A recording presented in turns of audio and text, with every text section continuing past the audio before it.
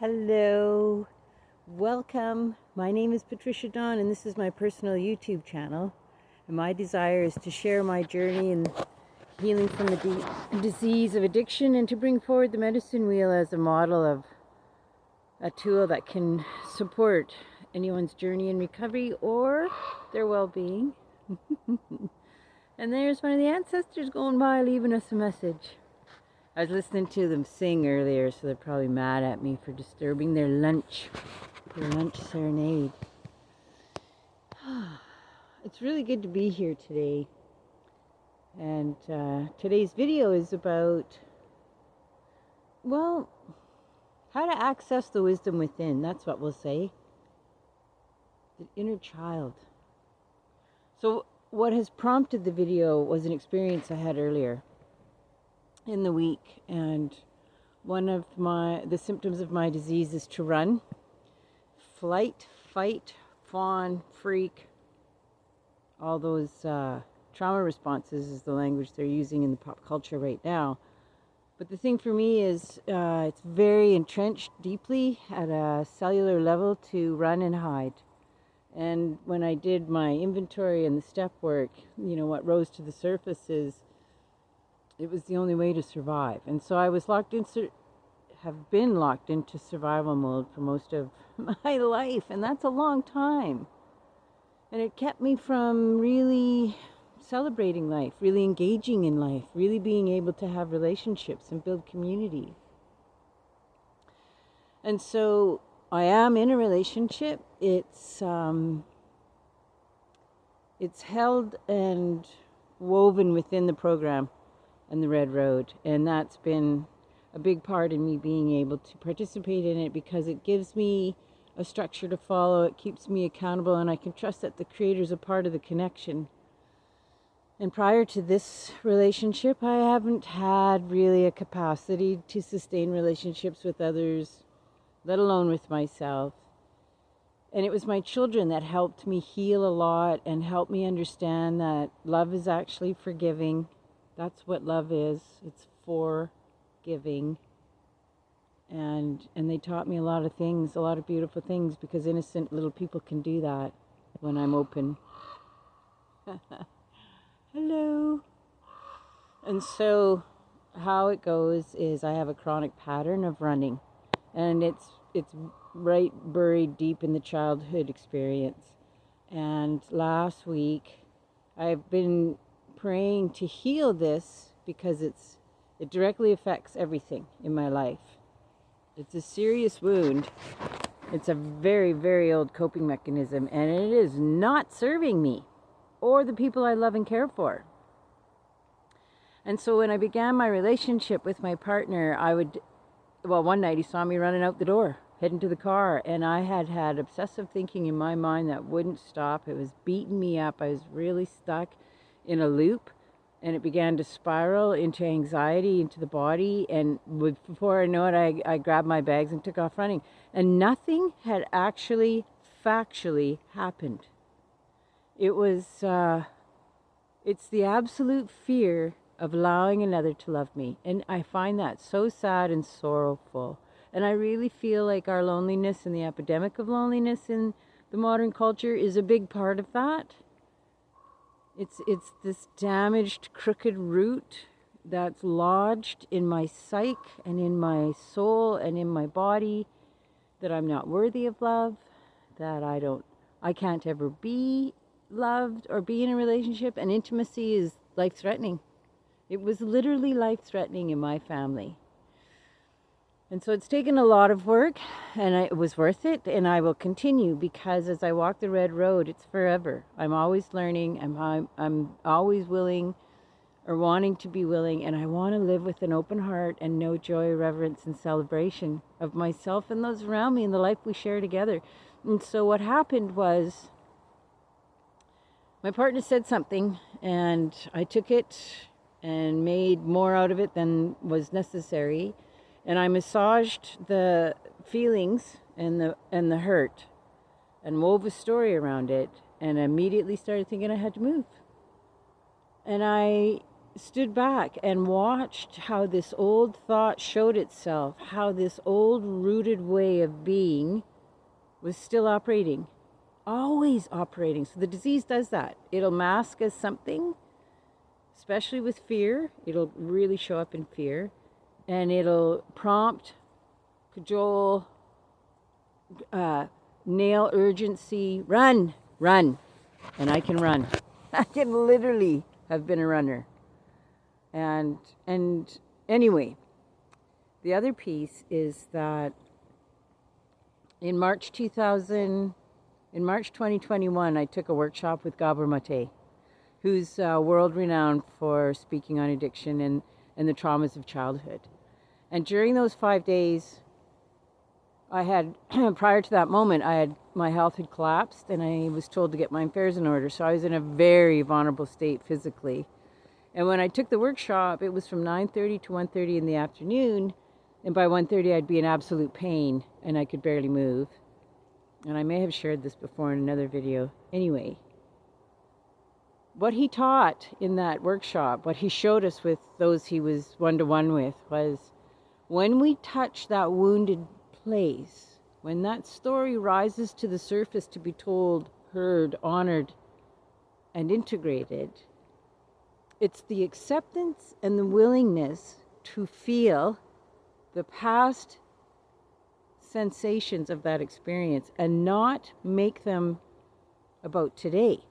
So in other words, this one soul brought up this experience they had had in foster care, and he said to them, "Where is your breath right now in your body?" And the person said, "In my stomach." And he said, "That's where your safety is." And he said, "And who did you tell?" And the person said, "No one." And he said, "So you were 5 and you were alone and you told no one." So that 5-year-old had been carrying that woundedness and that pain into their adult life. And that which isn't addressed in my reality today, that which lives in the shadows of yesterday, drives my everyday, drives my behavior and my energy every day. So back to recently, my partner had said something, I took it the wrong way, made it into more than it was, and immediately triggered this, I gotta go, I gotta move. Like a huge, way beyond necessary, way, like just escalated instantly into this drama, panic, and kicks in this flight response. And I have moved. I have survived chronic homelessness most of my life because of this. And I had no idea till I was working with my sponsor and she showed me. You know, I'm actually addicted to it as a response to being safe. And so I watched the thought and I prayed to the Creator to help me reroute, or at least to cut the ties of this crooked way of thinking. And so I became open, and nothing happened right away. And I was at work one afternoon and something transpired and I saw it immediately happen again. I got to quit my job, or I got to find a better job, or I got to go to my boss about this. And I could feel the energy again of this old rooted way of thinking, and I have to run, flight, or fight, go to my boss and bring it on, right? Really, really old responses that today I have different tools that I can use and still stand in the moment and be present. And so I felt the energy rise, and I said to the person I was talking to, I gotta go. I'm watching and witnessing an old way show itself, and I'm going to talk to it. And so I did what Gabor Mate taught us, and I took a deep breath, and I settled into the emotions. There was so much grief and sorrow, and I was confused because it was a simple moment, but I had so much energy coming forward, like it was a rush. And I could feel the tears. They didn't come, but I could feel them, and I didn't suppress them.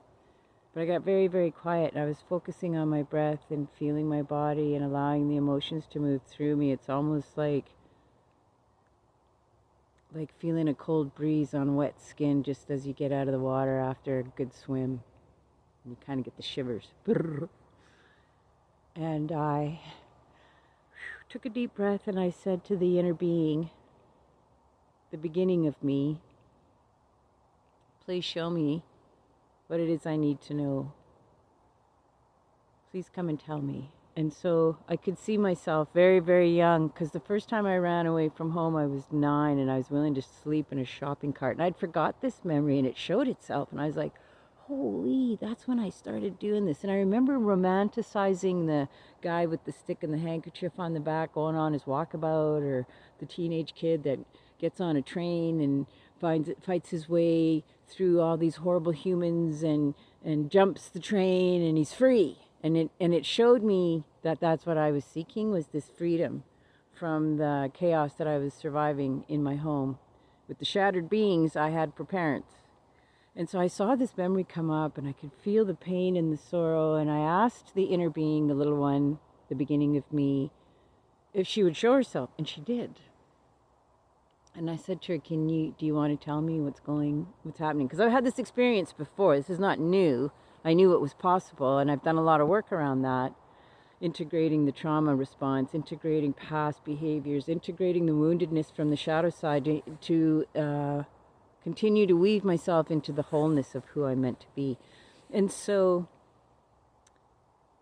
that memory came, sleeping in the shopping cart, how long this old rooted thought had been, and this fantasy thinking, because that gets me out of my reality too.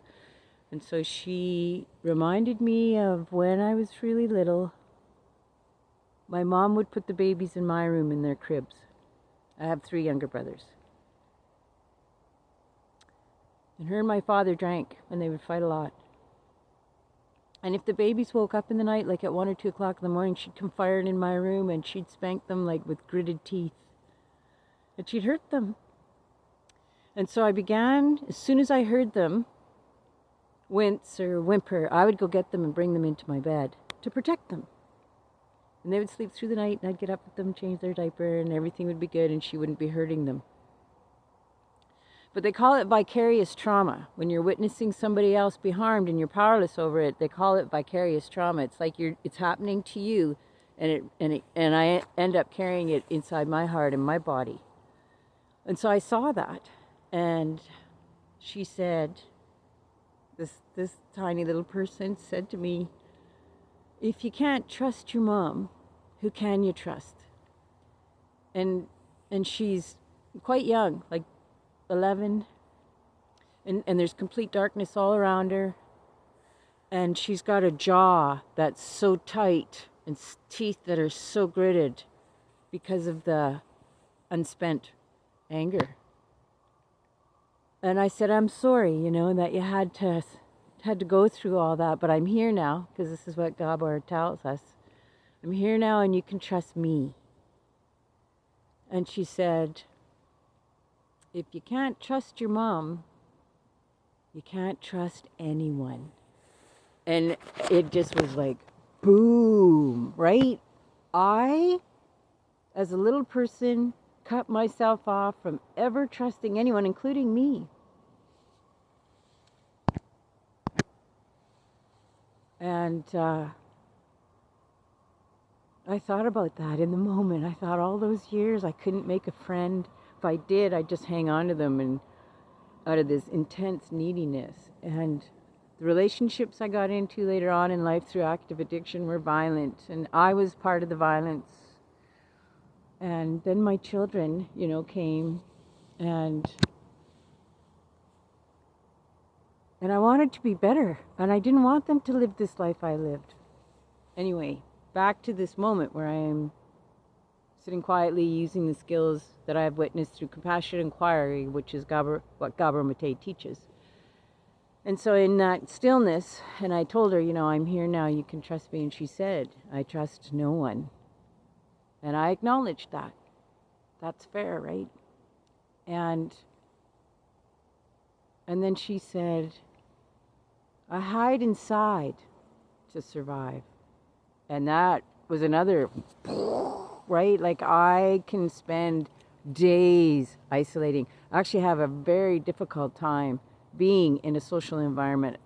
And I never had people come visit me at my home. I didn't want people to know where I lived. I've had violent circumstances around that and experienced things that shattered humans do that causes great harm. And so it helped me understand that need.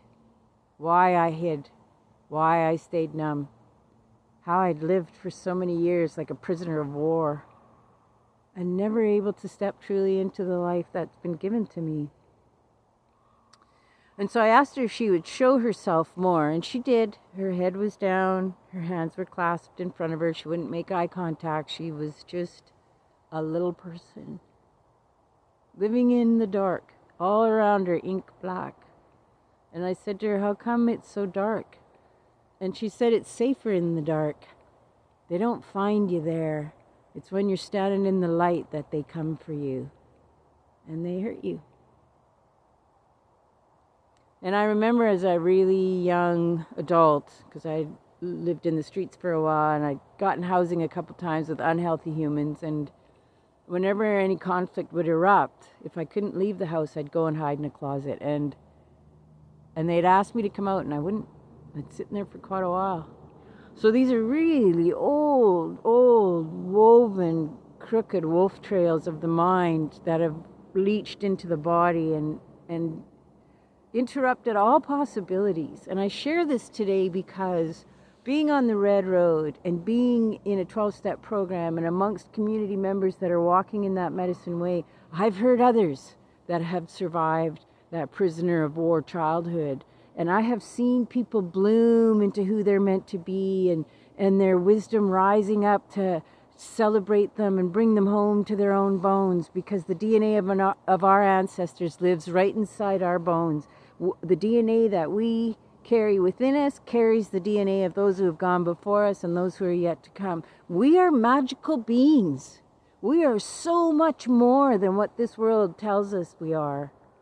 And so I offer this today to those who are lonely, to those who are struggling, to those who have yet to embrace who they are within themselves, in the seen and the unseen world. And the healing that can happen, because now that I've had this experience with her and I've welcomed her into the embrace of my own being, of the woman I am today, she's integrated in. And that crooked thought pattern of run, move, start over. It's like listening to a skipping record. It quelled that automatic default response to running. Because I've even seen myself running in my mind, just in the way I think. Like it's a deep and disturbing and fatal disease, addiction. And it's complex, and it has layers, and it has historical impacts, and it reaches out and it touches those who surround us. And I can't imagine how many people I've harmed without knowing it, because they wanted to love me and I wouldn't let them, because I couldn't. Because in the smallness of my mind, it was dangerous. And today, because of the partner I have, I'm actually on this channel. Because of this partner that came into my life, and it's not somebody I sought and looked for and had a grade 9 girl crush on. They came through these divine circumstances. It's a story that, with their permission, one day I'll share, because today I feel loved. And I had no idea what that meant. And I feel that I am loving, that I'm of love, and I'm giving love, and I'm receiving love, and I'm learning what love really is. And it's not a Hallmark card. And it doesn't come in the roses, although that's an attempt. It's infinite. It's what we're made of. It's cosmic. It's the power of all powers. And we each have it, and we each deserve it, and we each are built and woven and are of it. We are of love. We are of the great, great source of love. And the person in my life today that stands with me, their grace, their openness, their courage, really holds a wonderful cradling.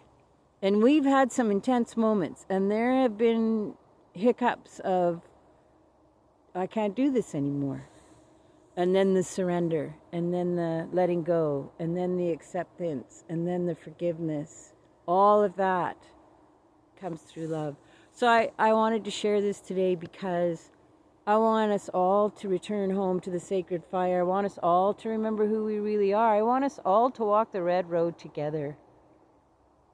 To be the people we're meant to be, all nations, many nations, of one family, of the great Mother Earth.